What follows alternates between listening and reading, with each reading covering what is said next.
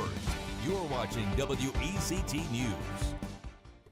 Many coastal towns have seen flooding as a consequence of heavy rainfall or storms. One group of researchers, though, says Carolina Beach sees more high water on the roads than it really should. WECT's J.C. Caldwell talked with some city leaders about the flooding issues there. What are they doing to try to fix the problems there, J.C.? Well, John, they're working with a group of researchers that have spent the last nearly 4 years working to gather data on the cause of this sunny day flooding and have come up with many solutions over the years.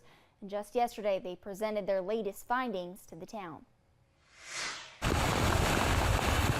Southeastern North Carolina is no stranger to floods when storms roll in, including Carolina Beach. I think flooding is an issue in every coastal community. We're certainly not alone or different. What does make Carolina Beach different, though, is the amount of flooding they see without heavy rainfall, and even on a sunny day. Unless the wind cooperates and helps us out, we typically have it at every king tide on Canal Drive.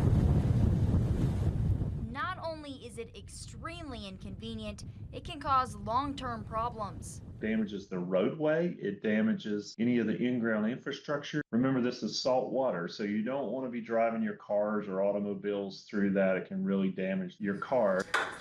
To help solve the problem, a group of researchers with NC State and UNC Chapel Hill have been partnering with the town for years now. Next up, we're going to hear from the Sunny Day Flooding Project. The group presented their final research to the town council on Tuesday. They met with residents, held workshops, understand what they're seeing, what their concerns are. The findings show improved stormwater management could help, but Mayor Lynn Barbie says there's not a perfect solution. There is no write a check for this and have this done and the problem goes away.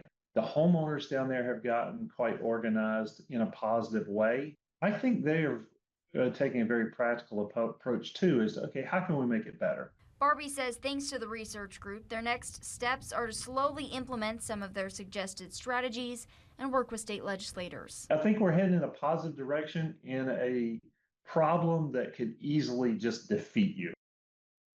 One solution suggests residents should have bulkheads, which could stop flooding, but Barbie says it can be difficult telling people what to put on their own properties. However, at this point, he says nothing is off the table. J.C. Caldwell, WECT News.